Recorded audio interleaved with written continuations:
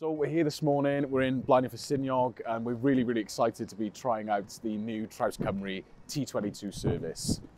The T22 will run from Blaenau all the way through to Carnarvon, passing through Porthmadog as well. So really lovely locations along this route through Eryri National Park. It's an all-electric fleet as well, the second all-electric fleet on our TrawsCymru network.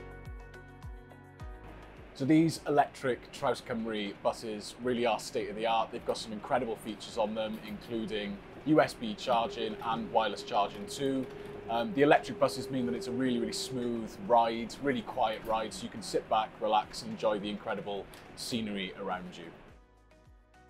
So one of the other great things about travelling on the new T22 route is that you can hop off and you can connect to either our rail services or some of our other TrawsCymru services too. So you can find out more about the TrawsCymru service on our website or by using our TrawsCymru app, and you can get planning your next adventure.